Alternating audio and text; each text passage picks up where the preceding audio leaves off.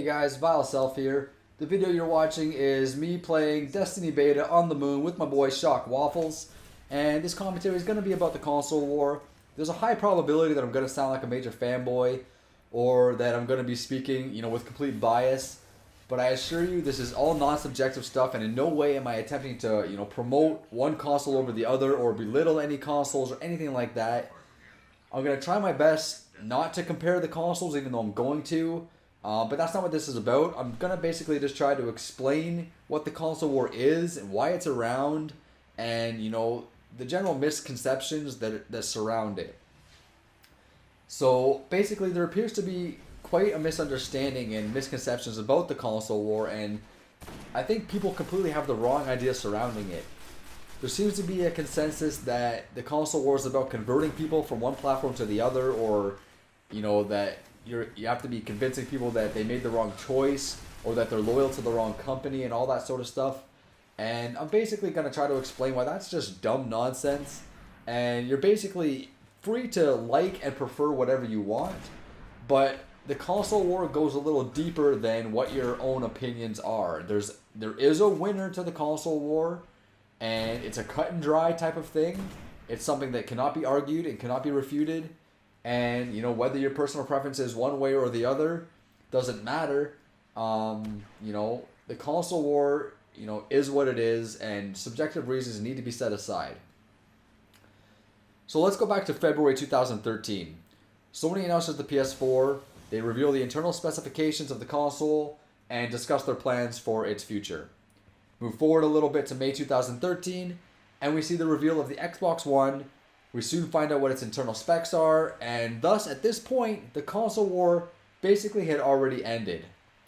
The console that had the superior internal hardware would be the one that captivated the attention of the most gamers, and this is precisely why gamers wanted to know what the internal specs were.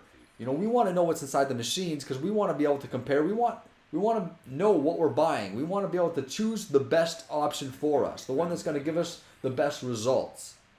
And that's why we wanted to know. That's why I wanted to know what was inside these machines. I didn't just want to buy a PS4 just because it's a Sony platform, just because it's a PlayStation.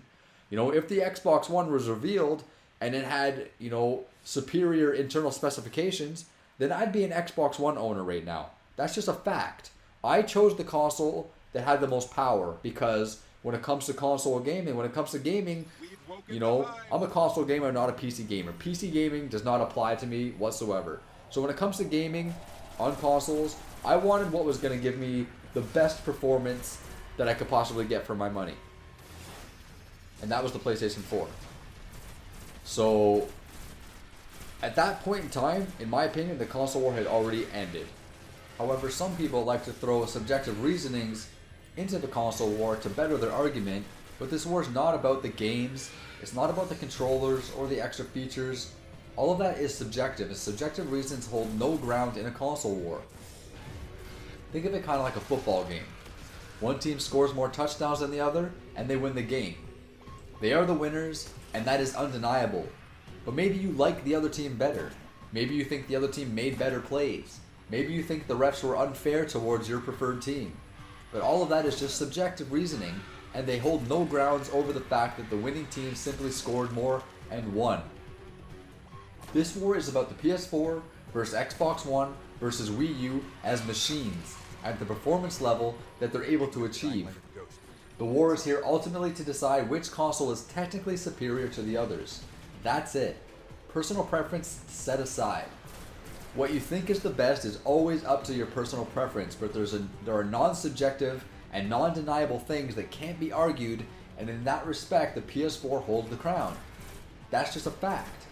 And there's absolutely nothing wrong with choosing the Xbox One or Wii U as your favorite console, and perhaps it's the best choice for you specifically, and in your own respect, one of those consoles may be the best in your eyes because it does everything that you need it to do. However, on paper, it just doesn't quite cut it, and it's the pure denial of that which fuels the console war and drives it to the point where people argue and bicker with each other. Anyways guys, that's my piece.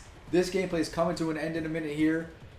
I probably sounded like a complete fanboy, but I'm really trying not to. This is not about fanboyism. This is not about being a fan of Sony or being loyal to Sony or being loyal to PlayStation. I'm simply just a gamer and a consumer.